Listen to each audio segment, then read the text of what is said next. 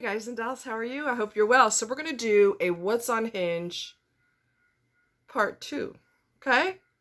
Hinge is a so-called dating app. Nobody's dating on there. Nobody's dating on any of the apps. They might be humping, but they're not dating, all right? And some of them are too lazy to even do that, truth be told. Okay, so one person on their profile said, get ready, what if I said IDGAF about it? That means I don't give a fuck, okay? Is that supposed to make somebody hot? Because it doesn't. Not only messy, straggly beards, but hair all over their neck like a turtleneck. I mean, do you have to have like hair sticking up like this? That is not cute. I don't know why men don't realize I'm not a man, and if I was a man, I would stay on top of the hair, especially if I'm trying to get with somebody. That's just me. People posing with their dog or babies, they're trying too hard to perpetrate a wholesome image. Just be you, show yourself doing something to have fun with friends, for example. There's a difference between you're holding your grandkid and somebody just happened to take a picture and you're holding the baby going, see, I like babies. It doesn't look natural. It looks like you're trying too hard to be wholesome. I don't get it. So, I don't know. That's just my take on it. I don't know. When you pose with alcohol in your hands, you might give the impression that you are a party animal. That could come off as you might not be relationship material. He's partying. His partying is a bigger priority, which can cause relationship issues, infidelity, and jealousy. Okay. I've seen that happen in real life. They had no business going to a bar.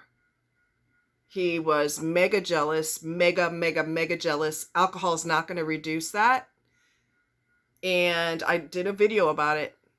And the night went from barbecue to massive fight at the bar, massive fight at the house, to where he assaulted her and she had to call the cops. And then he got arrested, released on his own recognizance, and then committed suicide. So some people have no business in the freaking bar. Period. And if you're a party animal, you might not, I don't know, I'm not saying it can't be for a friend's graduation or you just taking pictures with friends, but I don't know, it could give the wrong impression. You know, look at me, I got my juice in my hand, my happy juice. I don't know. I don't think it gives a great impression because people don't get a second chance to make a first impression. So you got to make it worth it, right? You don't need to pose with your shirt off or any other variants of almost nudity. Be a gentleman. I'm not sure why you have to reveal almost your entire body. That's not necessary. It's ridiculous. To me, that tells me all you're interested in is physical. And when you look at my body, baby, this is what you're going to get. Really? Knock it off. Put some damn clothes on. Ugh. Anyway, again, get a haircut, trim your beard. Most women don't have fantasies of being intimate with Chewbacca.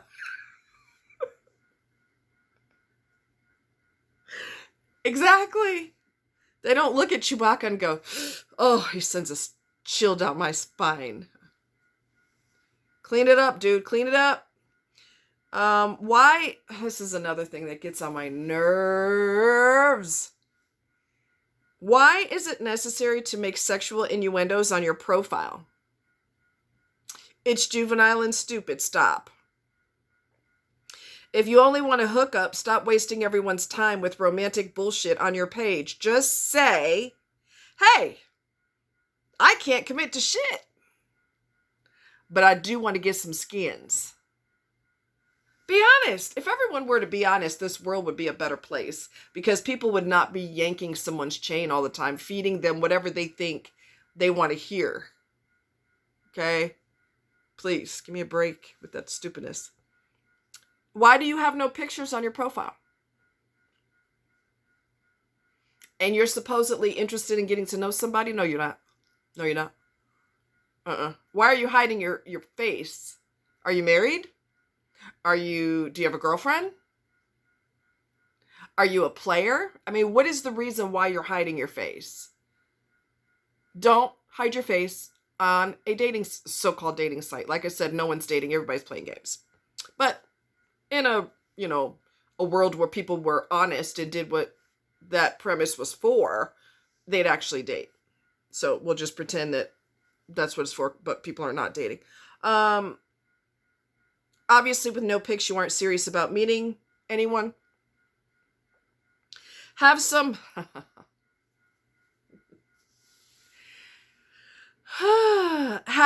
personality accountability. You know what caused major problems in your previous relationships.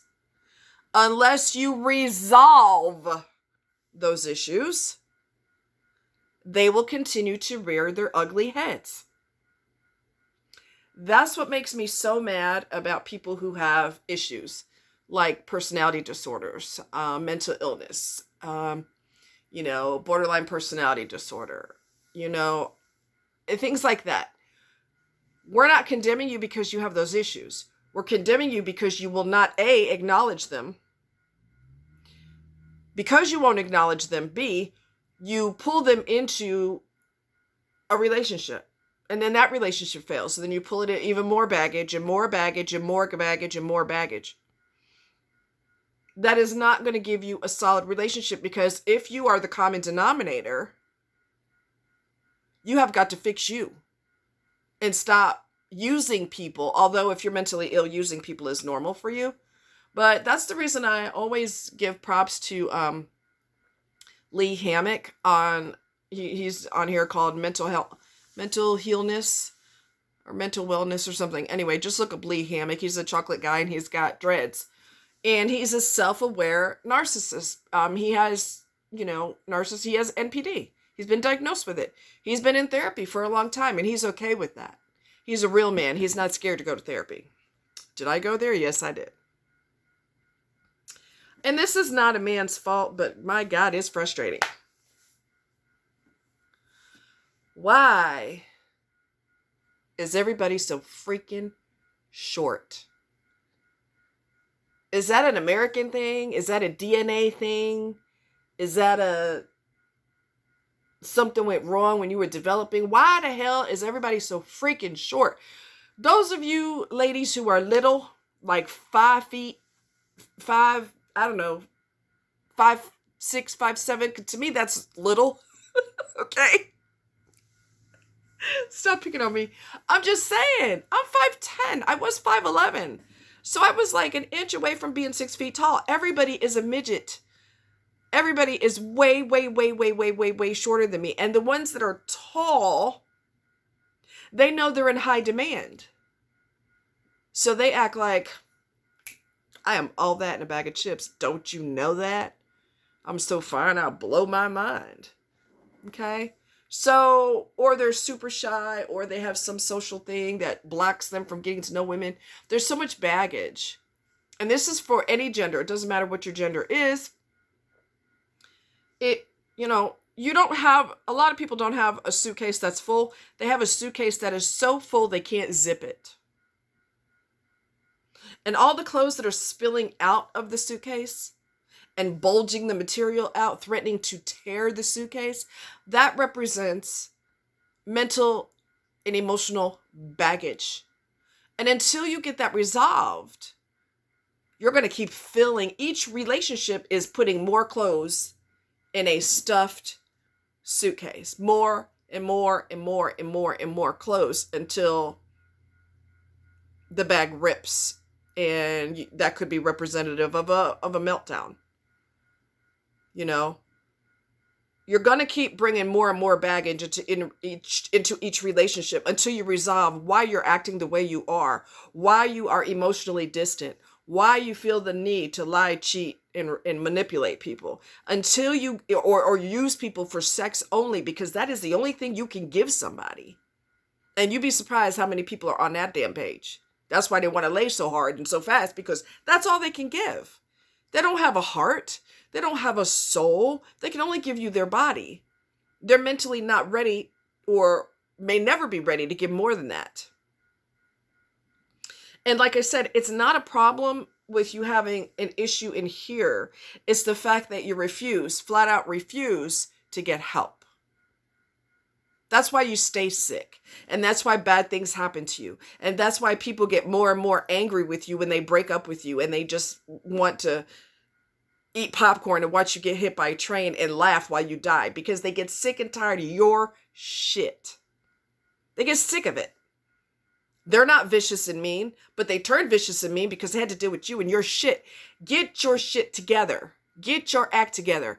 Join a support group. Find out what in the hell is wrong with you. And for people who refuse to do it, their life is always going to be hell. Now, here's the thing that I take solace in. Now, I'm just going to keep it real with y'all. Y'all know me. I keep it real. I'm not going to yank your chain. I'm not going to piss on your leg and tell you it's raining. I'm going to keep it real up in here. The one thing that I love about people that are mentally disordered is they just ruin people's lives. Every relationship, they ruin somebody else's life. Every person that they know, they ruin their life. They do something. I know of somebody who is in the meetup group, who is normally a really nice person, but very nice. But they had something sort of derogatory to say about Hippie. Hippie was the one I was involved with, malignant narcissist. He said something slightly derogatory about him, and I was really surprised because he's not the type of person to do that. You're leaving a trail of dirt everywhere you go. You're leaving enemies everywhere you go. But here's the problem. Well, this is what I take solace in, okay? Because of the mental disorder in their head, they will always be miserable. I don't care how fake nice they pretend to be. I don't care how they so-called win people over. They leave a trail of dirt behind because that is who and what they are. And they are constantly looking for external things to make them happy. If I hump enough men, I'll be happy. If I hump enough women, I'll be happy. If I ruin enough people, I'll finally be happy. If I lie, cheat, and steal, I'll finally be happy because I would have acquired everything. But people who are locked in their own mind, and that's what a personality disorder is, locked in your own mind, you're in a prison in your own mind, that never disappears. I don't care if they're with a celebrity. They could be with, I don't know, Jada Pinkett, or, I don't know, you name somebody super sexy. Even if they got the girl of their dreams or the guy of their dreams, if they're mentally disordered, from the minute they meet that person, their dream person, from the second they meet them, the clock is ticking before they lose interest and look for someone else because their brain can't focus on one person at a time. They suck them of all their goodness, drop them, and find somebody else. Because once they have to face themselves, oh, we gonna keep it real up in this motherfucker. Once they have to stay with their self long enough, they start to see the darkness inside themselves, and they don't want to face that. So they constantly grab other people, men, women, both, either or. It doesn't matter what the gender is. I'm going to keep screwing people until I feel better about myself. But that's always short-lived. And then they got to get somebody else, which is called supply. It's like a drug addict. They have to stay on the drug to feel better about themselves. Disordered people have to stay with somebody until the newness wears off and then their interest fades. Okay? Even if they get their dream sex wildness they want in the bedroom, eventually they lose interest in that too because they're in a prison in their own head. And that will never end. So I take solace. Yes, they left a lot of dirt behind. They've hurt a lot of people. But I take solace in knowing that they will always be miserable. And it doesn't matter how many people they chase after. They will always be miserable and they'll always be in prison inside their head. But for those of you who are not disordered, but you do have scars, emotional scars from previous relationships or from your childhood, or because your best friend ran off with your wife, whatever emotional crimes were committed against you, all right? You have to get those resolved, and you have to get to the bottom of that. You have to go into meditation. Meditation is free. You can do that on YouTube.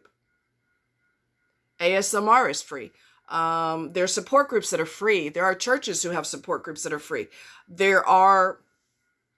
You could be in Massachusetts and your therapist could be in California. All you have to do is a Zoom meeting. So time and space, where each other is located is irrelevant if you have a computer or a phone and you have the ability to talk to them on Skype or on Zoom. You could sit in the privacy of your living room and have therapy. So, until you get out of prison up here, you're going to keep bringing your dirt to everybody. And you're going to be scared of men, or you're going to be scared of women. Until you do some self-inventory and find out, why am I so distant? Why am I so cold-blooded? Why do I have such a small attention span when it comes to people? Why can't I give my heart and soul? Why can't I do that?